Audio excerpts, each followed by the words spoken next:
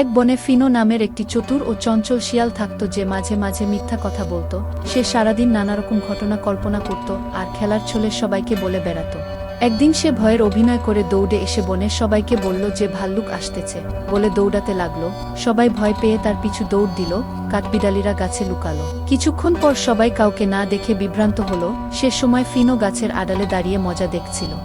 আরেকদিন সে আরও ভয়ের অভিনয় করে দৌড়ে এসে বলল জঙ্গলে নদীর পানি ঢুকে পড়েছে, যা আসলে মিথ্যা। তখন কেউ কেউ ভয় পেলেও অনেকেই তেমন প্রতিক্রিয়া দেখালো না। তারা ফিনোর ছলনা বুঝতে পেরেছে। ফিনো কিছুটা ভ্যাবাচ্চাকা খেয়ে গেছে। পরে একদিন ফিনো বেরি বাগানে ঘোরার সময় কিছু দেখল। কাছে গিয়ে দেখতে পেল শিকারির ফাঁদ পাতা আছে। ভয়ে তো তার আত্মা শুকিয়ে গেল। তখন সে দৌড়ে বনে চলে এলো সবাইকে সাবধান করার জন্য, কিন্তু সে অবাক হয়ে দেখল যে কেউ কোনো রকম প্রতিক্রিয়া দেখাচ্ছে না। সে নিরাশ হয়ে ফিরে গেল।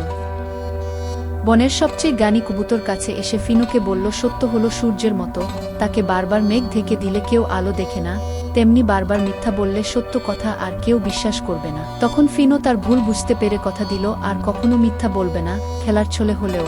ওইদিকে অন্যরা বাগানে যেয়ে সত্যি ফাঁদ দেখে বুঝল ফিনো তখন সত্য বলেছিল। তাই যখন সে ভুল স্বীকার করে ক্ষমা চাইতে এলো, সবাই তখন তাকে হাসিঠাট্টার মাধ্যমে সব স্বাভাবিক করে নিল। ফিনো আর কোনোদিন মিথ্যা বলেনি। আমাদেরও উচিত মিথ্যা বলা ত্যাগ করা।